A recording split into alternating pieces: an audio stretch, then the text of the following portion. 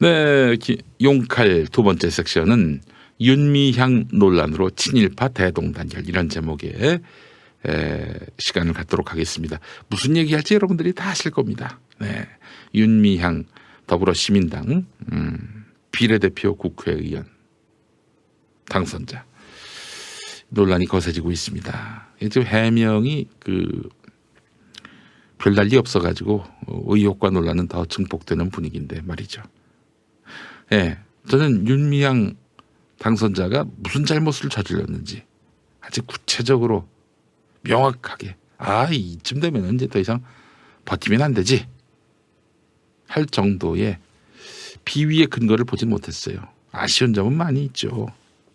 그러나 또 앞으로 또 무슨 비위가 드러날지, 비위가 있다면 비위가 드러날지 알 수 없는 상황에서 그분을 무조건 옹호한다는 것도 참 여러분들께 혹세무민하는 것 같아서 참 좀 신중하게 되는데, 그러나 적어도 이 구도 속에서 친일파들이 대동단결해가지고 이참에 소녀상 치우자, 반일 집회 그만둬라, 이런 족같은 아베의 대변자들이 지금 고개를 들고 있어요. 여러분, 이게 바람직한 일입니까?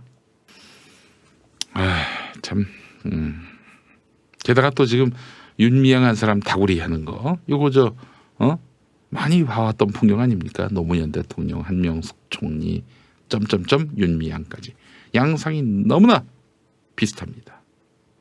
제가 얘기했잖아요. 윤미향 씨가 뭐 잘못할 수도 있겠죠. 그래서 책임질 수도 있겠고. 그러나 이런 다구리가 이번에도 먹혔다 잃어버리는 순간 이제 제2, 제3의 윤미향이 또 나오는 거예요. 김용민이가 거리에 만찬 딱 사실상 자의에 의한 것이지만은 KBS 시청자위원장 그 이창현이라는 사람이 저를 날리려고 한다고 하니까 내가 먼저 그만둔다고 다시 한번 얘기했었어요. 결국 타의에 의해서 그만둔 셈이 된 면도 있는데, 그러니까 보세요. 이 패미들이 힘을 합치니까 지상파 진행자나 날릴 수 있다. 그래서 이제 제1의 김용민으로 끝나는 것이 아니라 제2의 김용민을 만들어낸 거죠. 여러분, 권력이란 게 그래요. 권력은 뭔가 자꾸 권력이 있으면 그냥 갖고 주머니에 넣는 게 아니라 꺼내보고 싶고 또 꺼내보고 싶은 게 권력이에요. 입증하고 싶고 또 입증하고 싶은 게 권력입니다. 제가 예컨대 아무개를 날렸어요. 이 방송 마이크를 통해서 저 새끼 나쁜 새끼다. 그러면 다음엔 그래, 내가 한번 이렇게 권력 행사를 했으니 다음에는 그러지 말아야지. 이게 아니라 나의 힘이 그 정도나 됐었어? 다음에 어떤 새끼 나한테 걸려봐라, 그냥 끝장내버리지. 이게 바로 권력의 속성이란 거예요. 그래서 이제 노무현 대통령 그런 식으로 코너에 몰고, 한명숙 전 총리 코너에 몰고 이제는 윤미향 당선자도 이렇게 해서 날릴 수 있다. 우리가 뜻 모으고 힘 모으면 할 수 있다. 야, 누가 두둔하니? 누가 윤미향을 옹호해? 아무도 없잖아. 진보 진영 쟤네들은 누구 편 들어주지 않아. 아무도 편이 없으니까 우리가 밀어붙이면 돼. 조선일보는 그 반대로 또 명예 회복이 필요한 사람들은 또 이렇게 띄워주거든요. 매크로를 돌린다는 표현이 딱 적절한 것 같습니다. 김은봉님 말씀처럼. 네. 그래서 제가 제안하는 겁니다. 윤미향 논란과는 별개로, 그래, 우리 투명해야지, 깔끔해야지, 다 털자, 다 털어보자. 너희들, 너희들도 한번 까봐.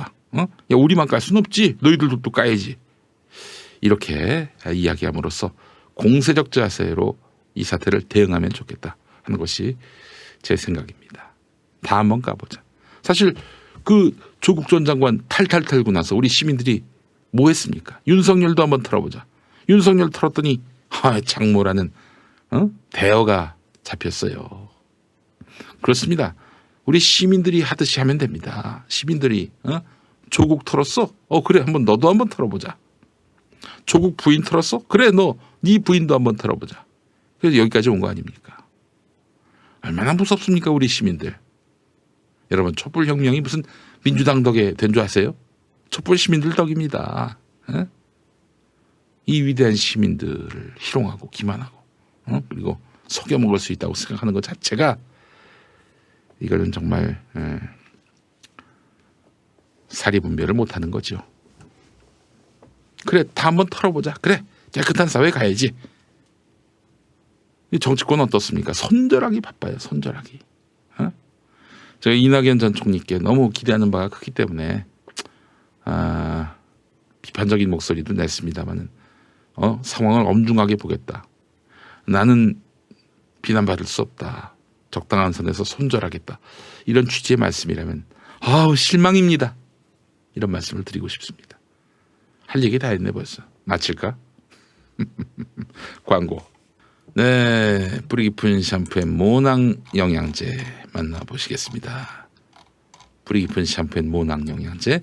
탈모 샴푸나 건강약품, 레이저 등 좋다는 거 다 해봤는데 효과 없는 분들, 탈모 의약품을 쓸 수 없는 가임기 여성이나 성장기 청소년, 탈모약 쓰다가 부작용이나 경제적 이유로 중단하시고 다시 나빠지는 분, 모발 이식 후 나머지 부분이 다시 나빠지는 분, 탈모약으로 관리하고 있지만 더 튼튼히 오래 유지하고 싶으신 분, 탈모약을 줄여서 최소의 양만으로 유지하고 싶으신 분, 머리가 가늘어지고 푸석해지고 지속적으로 빠지는 분들, 뿌리 깊은 샴푸와 모낭 영양제 만나보시기 바랍니다. 1566-7871 1566-7871입니다.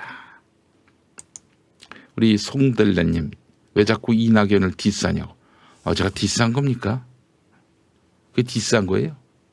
아니, 그분이 대통령 지금 지지도 1위고 압도적 1위고 여차하면 1년 반 후에는 민주당 대선 후보도 될 수 있고, 그런 분에 대해서 저쪽에 이런 마구잡이식 공세에 대해서 줏대를 갖고 물리칠 건 물리치고 공세적으로 대응할 건 대응하자, 이런 얘기가 디스하는 겁니까? 참 그러지 마세요. 좀 누구한테 도움이 된다고.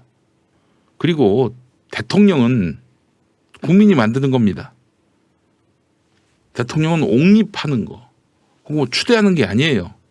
그분이 대통령이 될 가능성이 높다면은 우리 국민에게 부합하는, 우리 민의를 제대로 청취할 수 있는 대통령으로 만들어야지.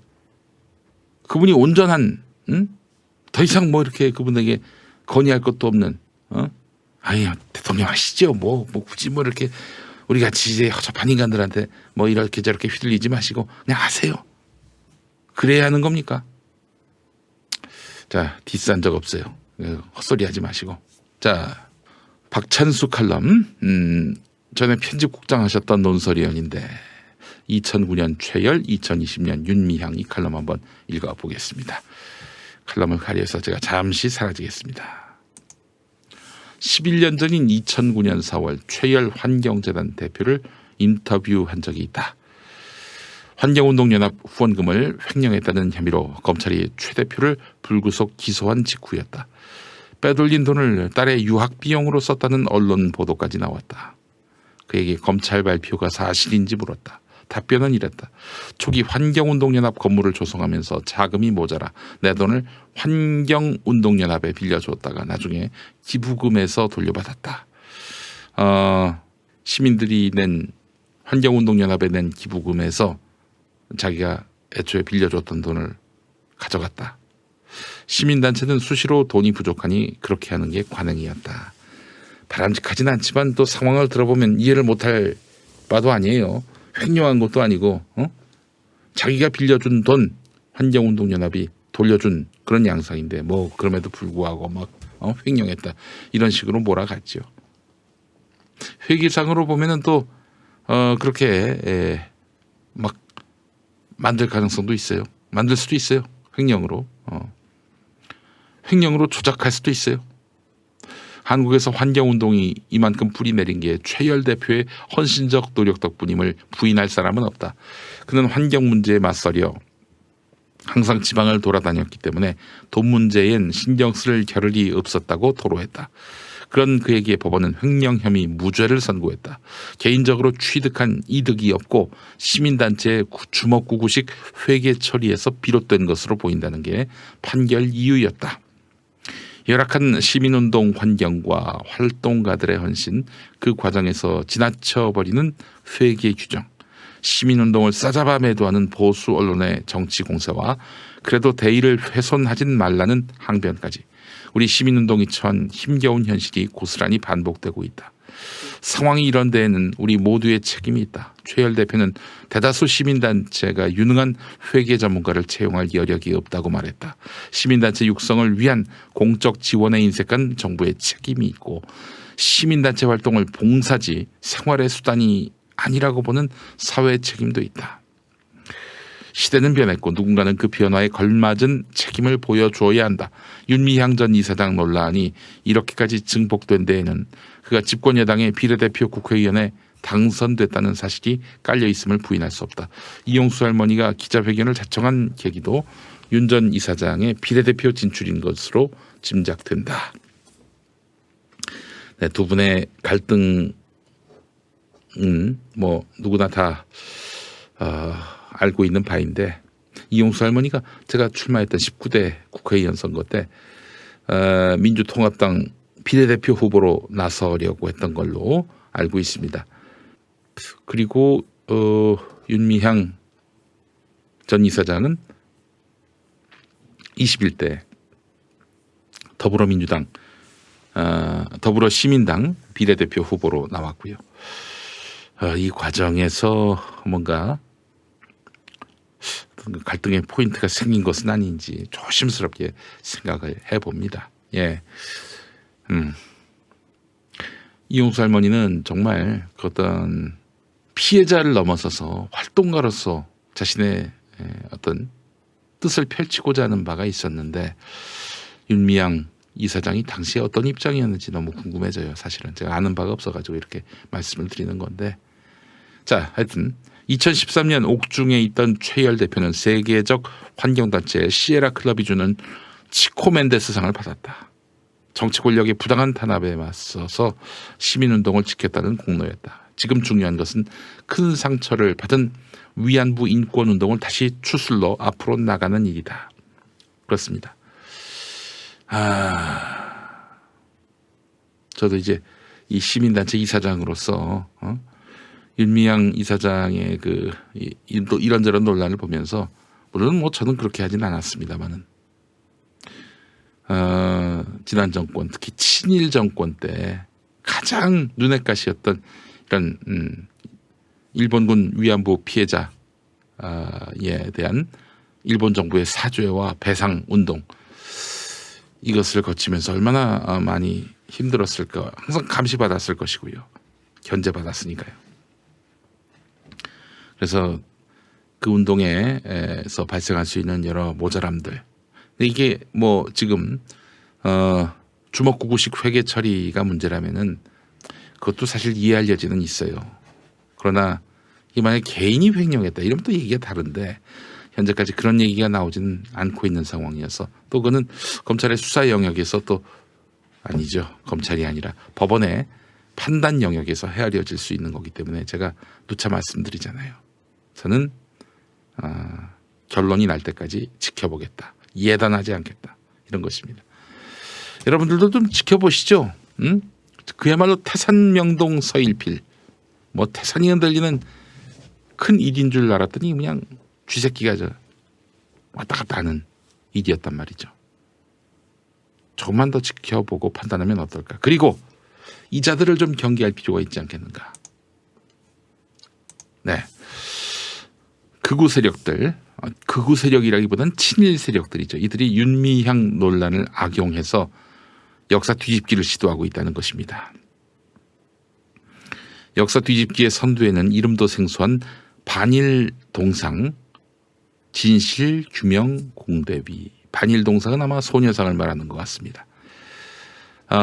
수요 시위 하루 전인 5월 12일 일본 대사관 앞 평화로에서 집회를 열어 위안부상 철거, 수요 집회 중단을 주장했는데 이들은 일본군 위안부 피해자 문제 해결에 30년 동안 헌신해온 정신대 문제 대책협의회 현 정의기억연대와 이 단체 대표를 지낸 윤미향 더불어민주당 당선자를 아동학대죄, 청소년보호법 위반죄로 고발을 했는데 아동학대죄가 뭐죠? 청소년들한테 성노예 개념을 주입해서 정신적으로 학대했다. 지랄하고 자빠졌네. 야, 없는 얘기를 지어냈냐? 실제로 있었던 일이고, 그에 대해서 일본 정부에게 잘못된 역사에 대해서 사죄하고 배상하라. 이렇게 요구하는 게 무슨 아동학대죄야? 자식들 말이야. 진짜 아주 지랄 맞았습니다. 진짜. 1440회 수요 시위 전날인 5월 19일에도 같은 장소에서 기자회견을 열었는데 소녀상이라 불리는 평화비를 일본식 비칭인, 비칭은 비하에서 붙인 이름을 말하죠. 비칭, 위안부상이라고 부른다. 두 집회의 사회를 본 정광재라는 인간은 이승만 학당의 이사고, 이승만 학당은 반일 종족주의와의 투쟁 출간을 주도한 이영훈의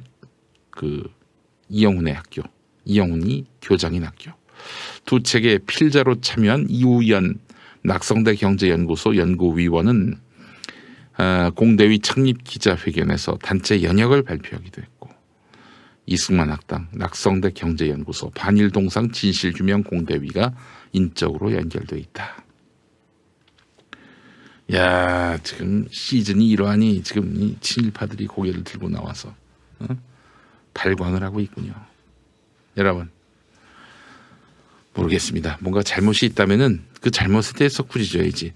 30년 동안 이어온 일본군 성노예 범죄에 대해서 그걸 감추고 은폐하려는 이런 세력들에게 힘을 실어줘서는 안 되는 거 아니겠습니까? 일본 산케이, 대표적인 극우 신문이죠. 이 소녀상을 철거하라고 주장했고, 흑석동에 소녀상을 돌로 찍어 훼손한 자도 있다고 합니다. 친일 청산이 제대로 되지 않으니까 이런 일이 발생하는 거예요. 여러분, 투철한 역사 의식으로 이 사안을 바라봤으면 좋겠습니다. 오늘 제가 너무 쓸데없는 얘기를 많이 했네요. 죄송합니다. 좀 많이 마음이 안 좋아요. 제가 지금 한 2주면은 이제 잊어지겠지 했는데, 자, 이것도 좀 편집해 주시고, 자, 여러분 5월 22일 아침에 다시 뵙겠습니다. 좋은 하루 보내십시오.